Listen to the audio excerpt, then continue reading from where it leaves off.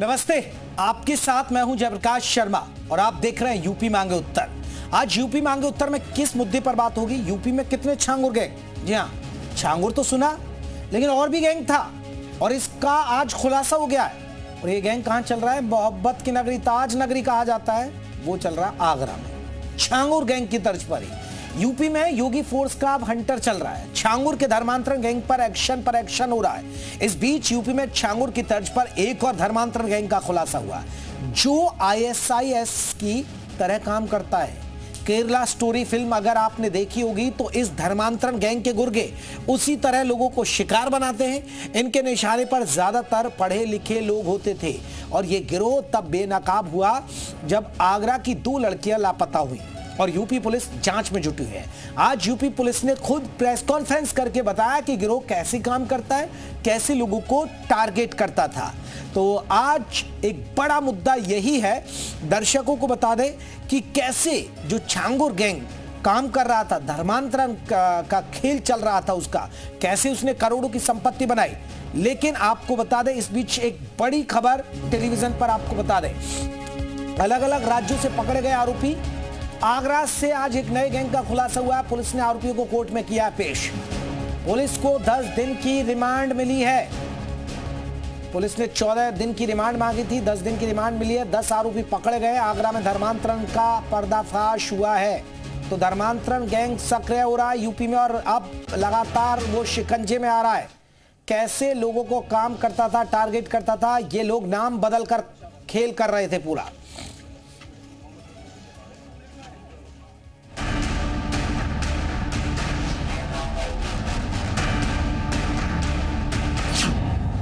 UP में धर्मांतरण की जिहादी फैक्ट्री।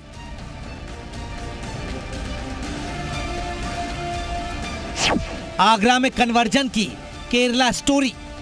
अवैध धर्मांतरण का यह मोडस ऑपरेंडी आईएसआईएस का सिग्नेचर स्टाइल है।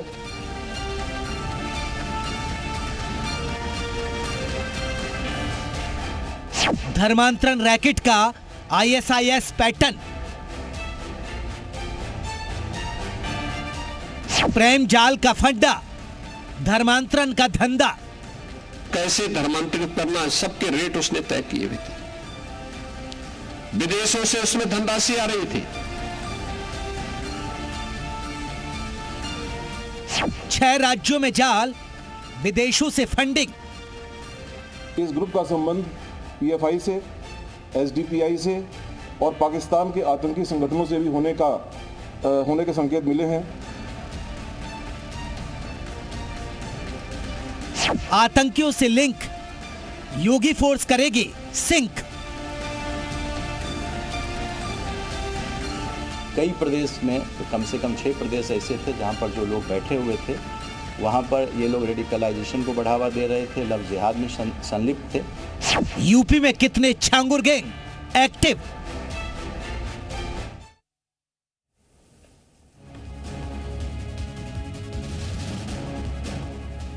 तो ये कुछ चेहरे आप देख लीजिए जो नाम बदल रहे थे। ये वो चेहरे हैं जो आगरा से पकड़े गए हैं। शेखर रॉय, हसन अली है इसका नाम, और ये गैंग आगरा में एक्टिव था और इसकी जानकारी बाकायदा दी गई है। आईएसआईएस के तर्ज पर यह काम कर रहा था, अपना नेटवर्क फैला रहा था। केरला फाइल्स, बहुत लोगों ने अगर वो स्टोरी देखी होगी तो ये चीजें आपके समझ में आ जाएंगी। चलिए आपको बता दें, हमारे साथ तमाम मेहमान जुड़ गए जिनसे हम चर्चा करेंगे। हमारे साथ समाजवादी पार्टी के प्रवक्ता डॉक्टर भुवन भास्कर जोशी जी जुड़ गए। जोशी साहब बहुत बहुत स्वागत है। हमारे साथ संजय चौधरी जी जुड़ गए बीजेपी की तरफ से। संजय जी आपका बहुत बहुत स्वागत है। हमारे साथ आपको बता दें हाजी नाजिम खान साहब है, मुस्लिम महासभा के प्रवक्ता हैं। हाजी नाजिम साहब आपका बहुत बहुत स्वागत है। हमारे साथ हमारे सहयोगी आगरा से कपिल भी जुड़ेंगे और बलरामपुर से हमारे सहयोगी पवन तिवारी हमारे साथ जुड़ गए।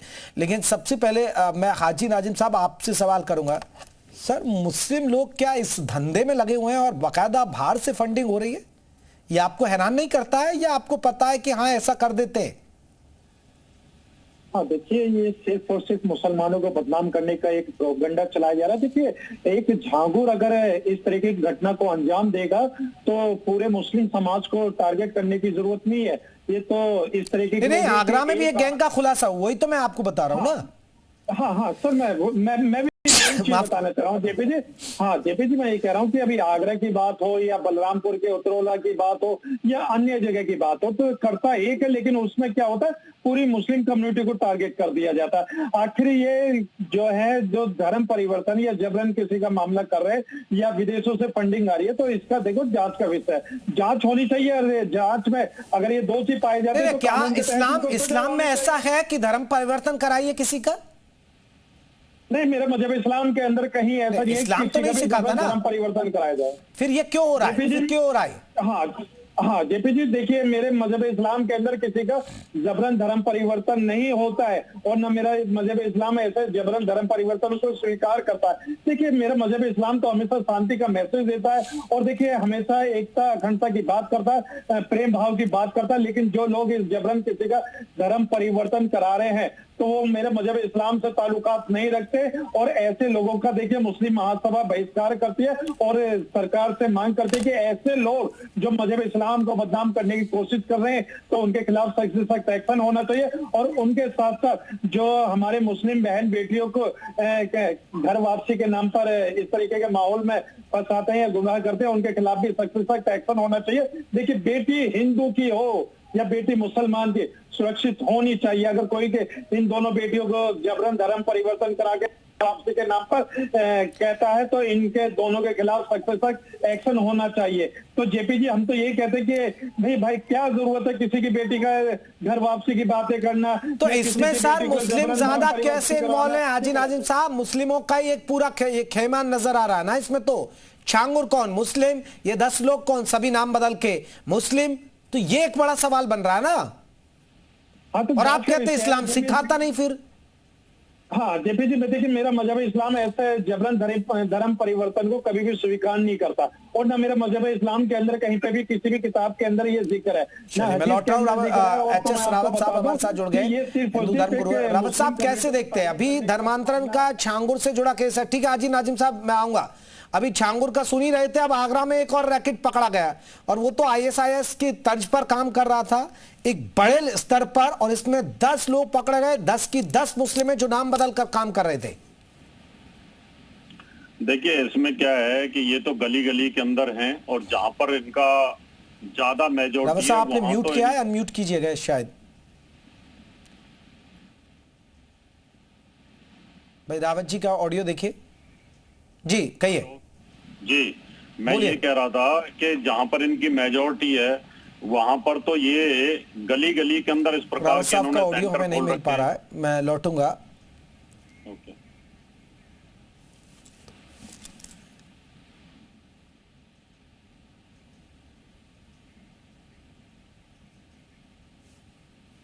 चलिए मैं लौटूंगा। भास्कर साहब, भुवन भास्कर का रुख कर लेता हूं। भुवन भास्कर साहब, कैसे देखते हैं? घटनाएं बढ़ रही हैं और एक विशेष वर्ग का नाम आ रहा है, क्या कहेंगे सर?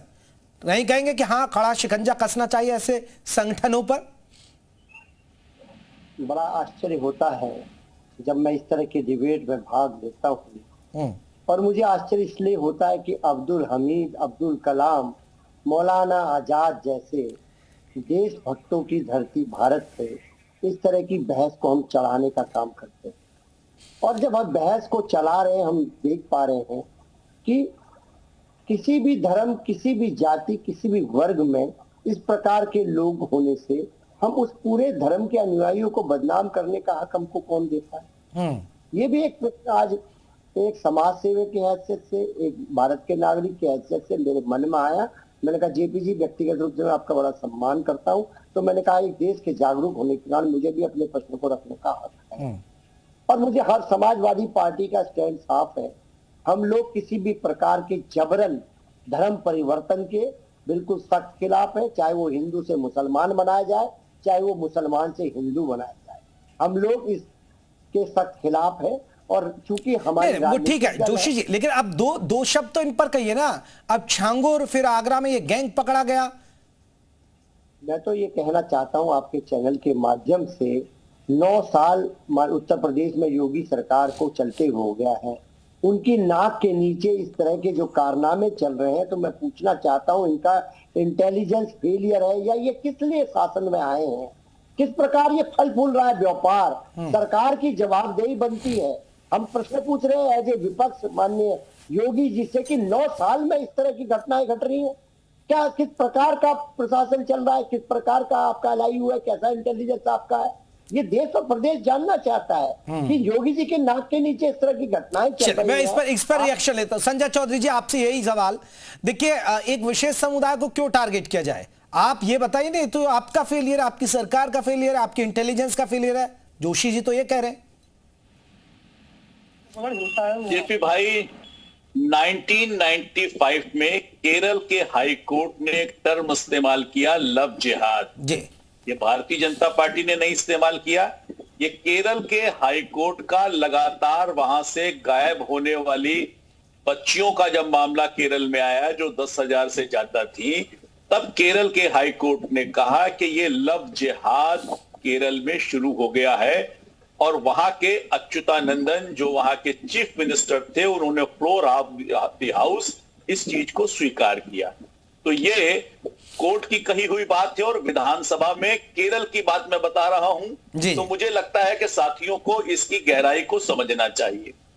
दूसरी बात, देखिए, कुछ राजनीतिक दल वोट बैंक की राजनीति के आधार पर इस प्रकार के धर्मांतरण के लिए अभी भी विरोध में 2 शब्द नहीं बोल पा रहे हैं।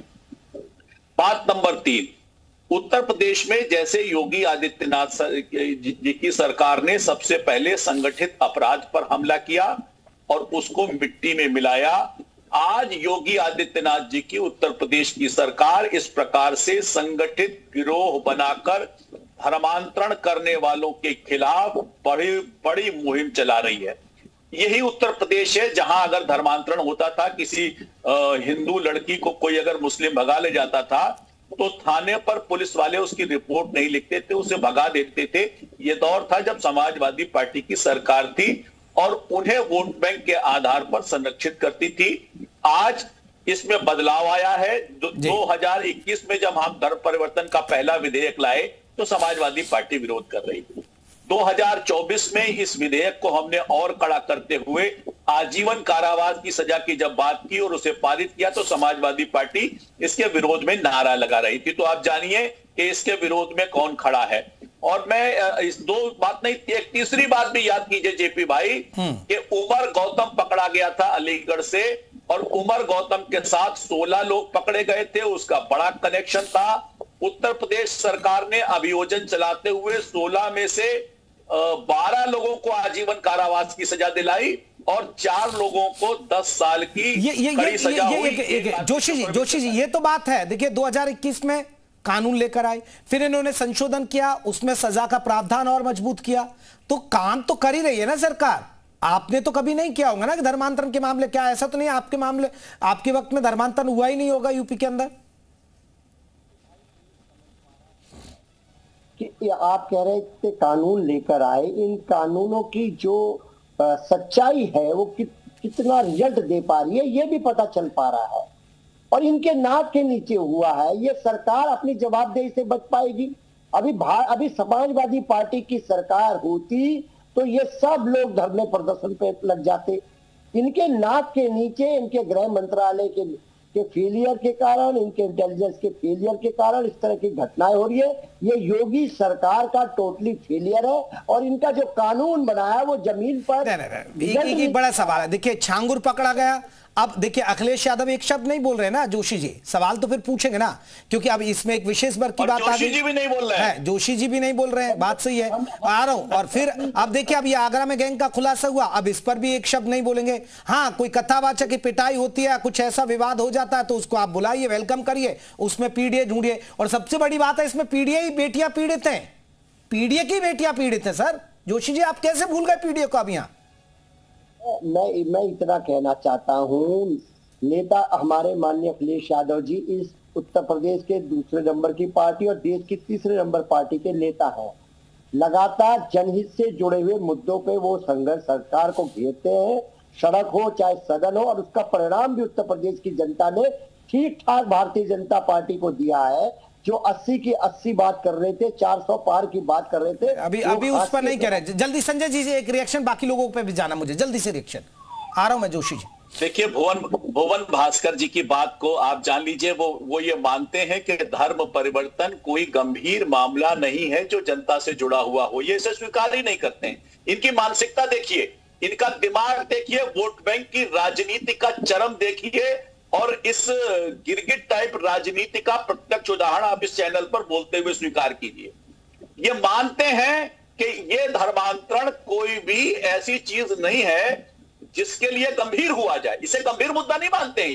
ये इनकी असलियत है, ये इनकी मानसिकता है, और योगी आदित्यनाथ जी की सरकार ही है जो इस पर काम कर रही है, विधेयक ला रही है, ऐसे लोगों को पकड़ रही है, उनको जेल में पहुंचा रही है, और सारे के सारे नेटवर्क। ठीक है संजय जी, मैं लौटूंगा। देखिए, आप विधेयक ला रहे हैं, लेकिन हो आपके ही राज में रहा है ना, तो जवाबदेही तो बीजेपी की बनती है और सरकार की बनती है ना संजय जी, इसमें तो आप बच नहीं सकते ना संजय जी। हाँ देखिए, हम ऐसे लोगों को पकड़ रहे हैं जेपी भाई।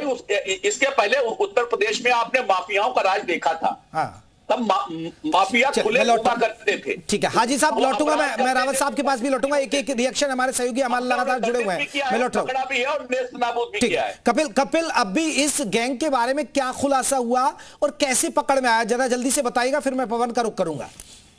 देखिए जयप्रकाश, मैं आपको बताऊं कि ये तो पूरा मामला चल रहा है जो 2021 से चल रहा है। अभी जो 2 मार्च में जो बहनें जो साथ में गई थी, उसमें तो जो बड़ी बहन थी वो 2021 में भी गई थी, और जो साइना और जो खुशबू जो है वो उसके संपर्क में आई थी, और कश्मीर रहकर वो पढ़ाई कर रही थी।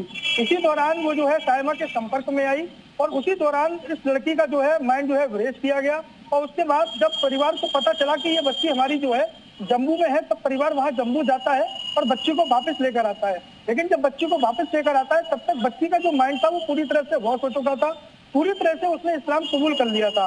घर में जब पूजा पाठ होता था तब भी वो विरोध करती थी। इसके अलावा अगर कोई बात उसको समझाई जाती थी उसका वो विरोध करती थी, और बहन के साथ जब वो रहती रही तो इसी दौरान जो है उसने छोटी बहन का भी जो है माइंड वॉश किया, और उसे अपने साथ लेकर जो है वो साइमा से मिलाने जो है जम्मू लेकर आई। और उसके बाद से ये लगातार आगरा पुलिस जो है पहले गुमशुदगी की तलाश को लेकर लगातार इसमें अपनी जांच कर रही थी, लेकिन जैसे जैसे पुलिस की जांच आगे बढ़ी तो पुलिस को लगा कि कहीं ना कहीं ये पूरा मामला जो है धर्मांतरण मामले से जुड़ा हुआ हो सकता है। उसी चोरी पर जो पुलिस ने आगे अपनी पड़ताल शुरू की तो साइमा तक पुलिस पहुंची, और साइमा के बाद ही पूरे खेल का जो है खुलासा हो सका। जी चलिए, पवन भी हमारे साथ जुड़े हैं बलरामपुर से। पवन, जरा छांगुर से कोई और जुड़ी अपडेट आप बताइएगा, और जो आगरा में खुलासा हुआ, जो प्रेस कॉन्फ्रेंस की आज पुलिस ने, उसका कोई कनेक्शन अभी ऐसा आ रहा है कि सामने छांगुर से जुड़ा? जी देखिए, अगर हम बलरामपुर की बात करें तो बलरामपुर में अपडेट चूंकि नए, जैसे दिन प्रतिदिन कहीं ना कहीं एक नया चीज हो रहा है। जैसे शुरुआत से जब शिकायत हुई उसमें चूंकि गिरफ्तारी हुई, नीतू की हुई, उसके पति नवीन की हुई, उसके बाबा की हुई, अब उसके साथ ही उसके भतीजे की भी गिरफ्तारी, उसके सहयोगी की भी गिरफ्तारी हो चुकी है। वहीं पूरे मामले की लेकर चले तो ईडी ने चूंकि 13 घंटे कार्रवाई की है, जांच पड़ताल की है। नीतू यानी उसके नसरीन जो है बाबा के सहयोगी के है, उसकी एक बूटी के एक शोरूम को सीज भी कर दिया है। अब पूरे मामले में यह भी है, चर्चा चल रही कि इसमें कोई जो स्थानीय शामिल रहे, चाहे अधिकारी रहे हों या फिर कोई स्थानीय नेता रहे हों, उसकी भी जांच पड़ताल चल रही है। तो पूरे मामले कहीं ना कहीं नया चीज रोज रोचक देखने को मिल रहा है, चाहे उसके मतलब काम करने वाले की हो कि वो FIR करता है, मामले को लेकर थाने में शिकायत करता है, या फिर कोई अन्य सामने आता है, महिलाएं चुकी। तो ये कहीं ना कहीं नई चीजें हैं, और लगातार इससे बढ़ ही रहा है कि किस तरह से पूरा एक गैंग चला रहा था और किस तरह से अपनी पूरी काल हवेली। बिल्कुल नए खुलासे हो रहे हैं। पवन, लौटेंगे हम आपके पास, हमारे साथ रावत साहब जुड़े। रावत साहब, एक बहुत बड़ा सवाल है, इससे क्या हम देखें कि एक विशेष वर्ग का लोगों के नाम को, क्या आपको लग रहा है कि जिस तरह हाजी नाजिम कह रहे हैं कि देखिए एक विशेष वर्ग पर क्यों टारगेट किया जा रहा है, इससे तो सरकार का फेलियर माना जाए। वही जोशी साहब कह रहे हैं इसे विशेष वर्ग से क्यों जोड़ा है, लेकिन नाम तो विशेष वर्ग का ही आ रहा है ना भाई इसमें। तो देखिए जयप्रकाश जी, सबसे बड़ी बात है कि भुवन भास्कर जोशी जी बड़े विद्वान हैं, अच्छे प्रवक्ता भी हैं, वेल क्वालिफाइड हैं। उनको मैं समझाना चाहता हूं कि इतिहासकारों को नॉलेज होनी चाहिए। 1192 के बाद जब इतिहास में देखा जाए हिंदुस्तान का इस्लाम आया, उसके बाद किस तरीके से इन्होंने धर्म परिवर्तन कराया है। 90,000 तो आपने देखा है कि अजमेर के अंदर चिश्ती की दरगाह वहां के मुसलमान चिल्ला चिल्ला के बोलते हैं कि 90,000 हमने धर्म परिवर्तन करा दिया। गाजी बाबा जिसकी वहां गाजी सलार जो है वहां पर बिहार के अंदर है, उन लोगों ने किस प्रकार से कत्लेआम किया था। तो जिहाद तो पहले ही थी। 70 करोड़ हिंदुओं को मुसलमान आज तक बनाया गया 900 वर्ष के अंदर। वो जिहाद चल रहा था, वो इस्लाम के अंदर है। मदरसों में सिखाया जाता है कि जितने भी इनके बेरोजगार जो आवारा जिहादी लोग हैं उनको पेमेंट मिलती है, वो उनको ये काम पे लगाते हैं, इनको ट्रेनिंग दी जाती है मस्जिदों के अंदर, तुम जाओ। लेकिन वहां बोलेंगे क्यों? अगर भुवन जी वहां बोलेंगे तो इनकी वोट कट जाएगी, नाराज हो जाएंगे, फिर फतवा जारी हो जाएगा कि भाई समाजवादी पार्टी के साथ मत वोट दीजिए, ये तो हमारे खिलाफ बोलते हैं। क्योंकि इनमें हिम्मत ही नहीं है, बड़े चुप सुनते रहते हैं और ऐसे आंखें बंद कर लेते हैं जैसे कि कबूतर बिल्ली को देख कर आंख बंद कर लेता है कि अगर मुसलमानों का नाम आ गया तो समझ लीजिए इनके ऊपर पाट टूट पड़ेगा। जब वही सबसे ज्यादा लफ्ज याद कर रहे हैं, क्योंकि शुरू से अगर देखें, क्रिकेट के माध्यम से देखें, फिल्म स्टारों के माध्यम से देखें, आमिर खान को देखें, 3 बीवी उन्होंने करी, तीनों की तीनों उन्होंने हिंदू के साथ शादी करी। ऐसे ही सैफ अली खान को अगर देखें तो दोनों के साथ की, दोनों के हिंदू के साथ की। क्यों? इस्लाम के अंदर लड़कियां नहीं है क्या? लेकिन करते इसलिए ही जयप्रकाश जी जिहाद, इनको पता है कि इनके करोड़ों फॉलोअर होते हैं। अगर ये हिंदू लड़की के साथ जिहाद करेंगे, लव जिहाद करेंगे, तो इनके जितने भी आवारा जिहादी सड़कों पर घूमते जो हाजी नाजिम साहब, देखिए रावत साहब तो गंभीर आरोप लगा रहे हैं कि ये तो ये ट्रेनिंग दी जाती है क्या मस्जिद के अंदर? ये तो गंभीर आरोप लगा रहे हैं। हाँ देखिए जयप्रकाश जी, देखिए जिस तरीके से रावत जी हमेशा मुसलमानों को टारगेट करते रहते हैं, ये तो इनकी सोच से पता चलता है। आए दिन जब भी एक मेरे साथ अक्सर डिबेट पर रहते हैं, सिर्फ और सिर्फ मुसलमानों को टारगेट करते हैं। अब मैं तो ये पूछना चाहता हूँ इनसे, भाई जो मुस्लिम लड़कियों को बहला फुसलाकर उनको घर वापसी का नाम देते, तो भाई वो लोग कौन है, उनका भी थोड़ा सा जिक्र कर दीजिए।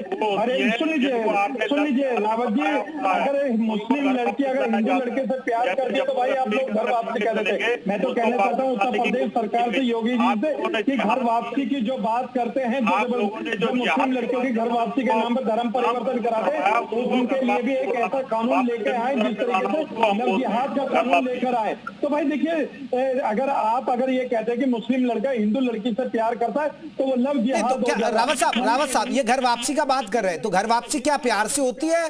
जबरन तो नहीं होती ना घर वापसी।